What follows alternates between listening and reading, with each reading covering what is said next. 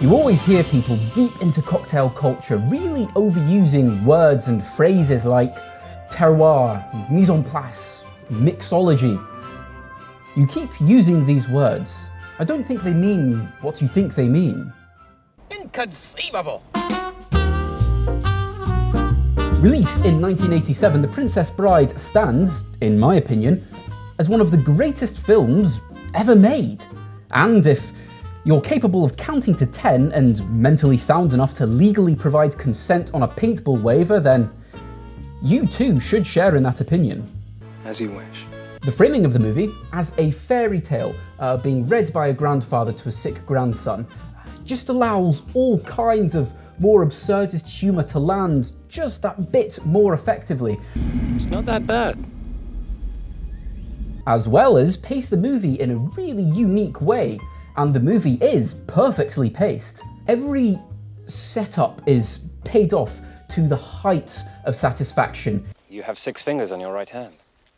Someone was looking for you. Every character arc is flawless in execution. Hello. My name is Inigo Montoya.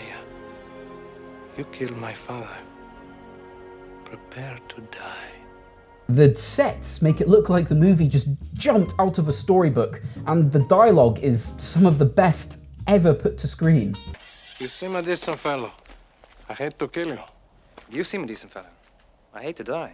The epic sword fight choreography is some of my favourite in Hollywood history, with the battle of wits intertwined with the clashing of swords. It has one of the best endings in any movie I've seen, and the whole film is just dripping in tantalising lore for the more engaged audience members to really sink their teeth into. I am not the Dread Pirate Roberts, he said. My name is Ryan. Every story from behind the scenes of this film is just so heartwarming and makes you feel so warm on the inside, from Carrie Elwes and Robin Wright falling in love to Andre the Giant finally being treated like a true professional and equal to his peers.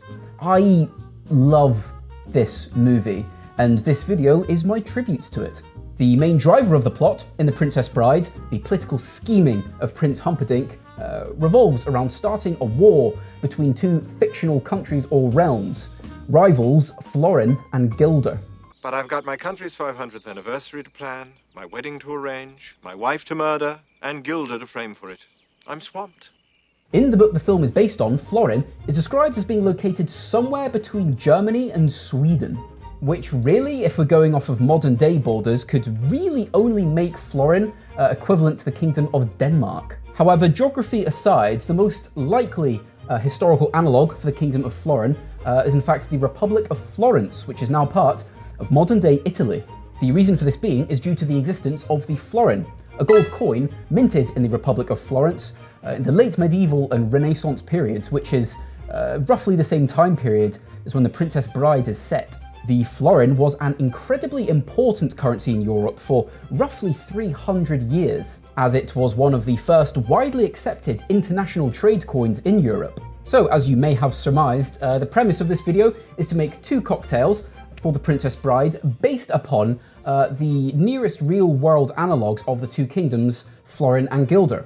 So, by positing that the Kingdom of Florin is in fact the Republic of Florence, there's some assumptions we can make in the ingredients that we should limit ourselves to and the type of cocktail we might want to make.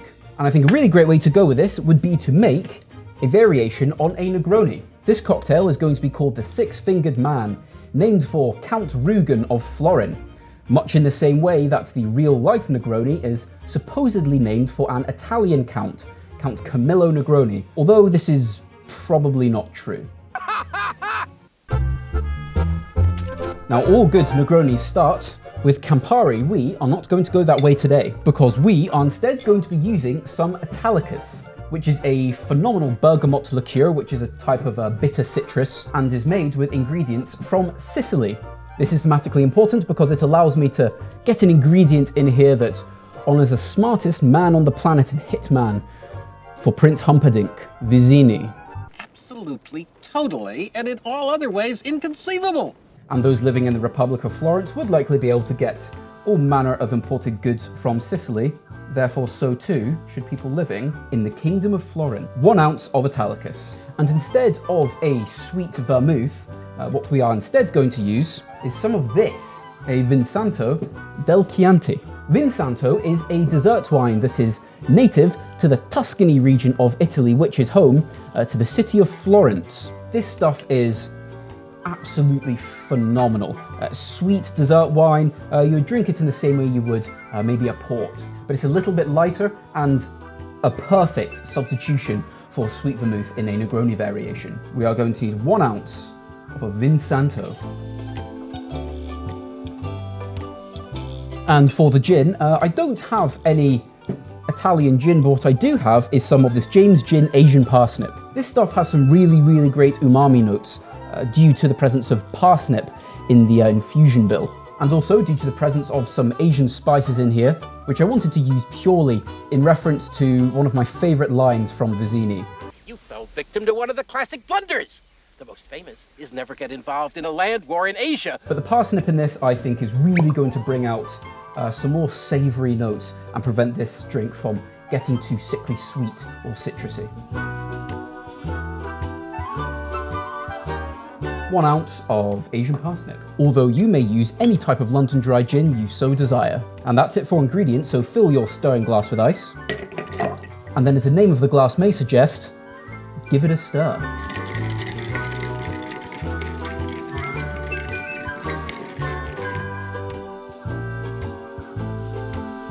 That's roughly 30 seconds. Once that's done, just place to the side, grab a nice, pretty looking glass, and then if you have the means, take a nice big cube of some clear ice. Here's some I made earlier.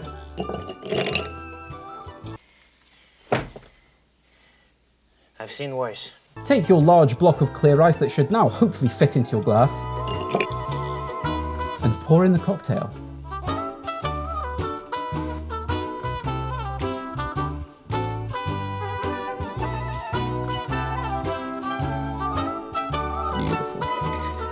Now to garnish this, what I want is a lemon peel, and I'm going to extract a nice thick bit of lemon peel, press those oils over the cocktail, and I'm just going to tidy this up a bit.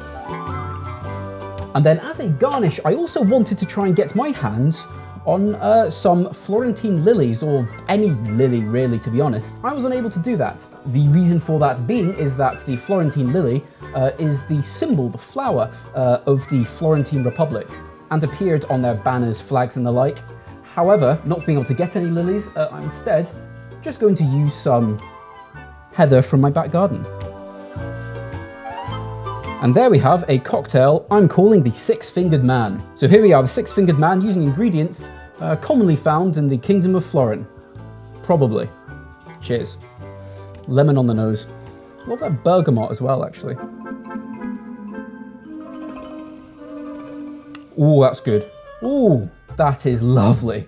Okay, so right off the bat, rather strongly actually, I'm getting a lot of the Vinsanto, the Florentine dessert wine.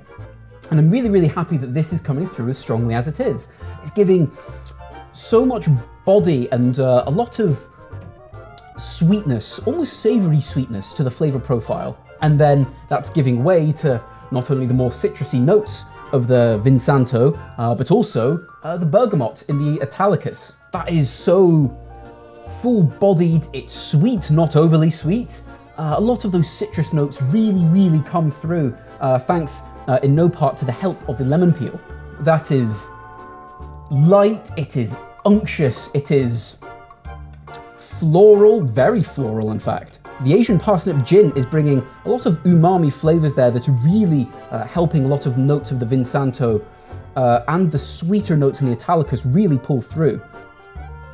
But then the citrusy notes, the bergamot, the citrus in the gin, and a lot of those Asian spices stop it from becoming too unctuous, overpoweringly sweet. They draw it back and bring it to such a crisp, refreshing, but sweet and complex place. Wow, this is, I'm very happy with this. What's next? Go through his clothes and look for loose change. Guilder. The rival nation of Florin, and also similarly named after a currency, a Dutch guilder. The Guilder was also used in Germany, as well as the Netherlands, and like the florin, was one of the most stable and widely valued currencies in medieval Europe. As the Guilder was predominantly a Dutch currency, I will be using predominantly Dutch ingredients in my cocktail for the Kingdom of Guilder. However, due to Germany also having their own version of a Guilder and their very close proximity to the Netherlands, I shall also be leaning on some German brandy for use in this as well. This is going to give us a really nice contrast between the culinary influences in Latin Europe and Germanic Europe. This is a perfect opportunity for me to make a sort of Germanic version of a brandy Alexander, which is a fantastic classic cocktail and one that I've not had in a while. This is going to be a little bit different though, so I'm really excited to see how this turns out. Think it'll work? It would take a miracle. Bye-bye! As previously suggested, this cocktail is going to start with some Asbach German brandy. This stuff's great, by the way. Tried some of this last night when I was trialing this cocktail. Highly recommend. So we are going to start with 2 whole healthy ounces of German brandy. And now, reverting to our initial intent of sticking to ingredients from the Netherlands, I'm now going to use some of this Advocaat. Advocaat is a really interesting liqueur. It's made from a mixture of eggs, sugar, and brandy. So it's essentially a custard. It's essentially alcoholic custard is what it is. This is a classic Dutch liqueur and has been made in Holland for, well, a long time. We are going to need 1 ounce of our alcoholic custard, our Advocaat. And then looking at some of Holland's more popular exports was apparently Chocomel, which is chocolate milk. Very simple, great, easy to factor into a brandy Alexander variation, and really, really good chocolate milk. So we will need 1 ounce. This isn't going to be quite sweet enough as it is, so I'm going to do about half an ounce of simple syrup.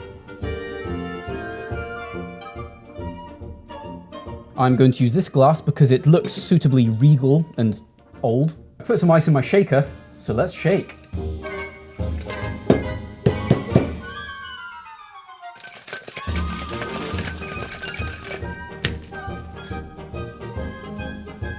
And double strain.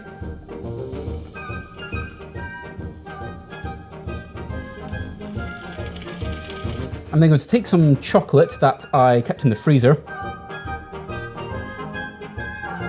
And there we have a cocktail I forgot to think of a name for, so let's call it a Guilder Alexander. All right, let's give it a try. Cheers. That's awesome. That's just like a rich, creamy, boozy chocolate milk. Up front, you just get the chocolate, but those 2 ounces of the German brandy are really coming in swinging. You can really, really taste a lot of the raisins, actually. Raisins I get very, very heavily from that brandy. And that lends itself so well to just the sweet, creamy, unctuous chocolate flavors that we've got in there, of course, because of the chocolate milk. But also the Advocaat, the egg, that custard, is just giving it such a hefty body. It's not the most complex cocktail. There's still a good bit going on. It still evolves in the mouth, of course. However, this is just simple, indulgent, easy drinking. Chocolate, raisins, brandy, booze, custard, unctuous, dessert, indulgent. That's brilliant. So there we have 2 cocktails that I really think just sort of perfectly exemplify the differences between Latin Europe and German Europe. We have the 6-fingered man, which you can find at any good cocktail tavern in the Kingdom of Florin, and the Guilder Alexander. Well, why does Prince Humperdinck want to start a war? He's not going to be able to get his hands on one of these bad boys, because this is, telling you, there's a lot of things worth dying for, but this is worth living for. Except for a nice MLT, a mutton, lettuce, and tomato sandwich when the mutton is nice and lean. These drinks are simply inconceivable. You keep using the word. I don't think it means what you think it means. Thank you very, very much for watching. I, of course, have had a great time making this video. These are fantastic cocktails, but I would really encourage you to try and make these at home if at all possible. They're brilliant, they're simple, they're really, really tasty. Yeah, and I'm really, really happy with them. I had a lot of fun making this video, and I hope you had as much fun watching this as I had making it. I really hope my enjoyment comes across for you, the audience on camera. And of course, if you would feel so inclined to like, subscribe, maybe even comment if you like, hey, that'd be pretty cool. What am I kidding? This channel will never grow. It'll take a miracle. Have fun storming the castle! Thank you for watching. There's always more to come. I'll see you in the next one. As you wish. Alright, f it, cut, whatever. There's a video in there somewhere.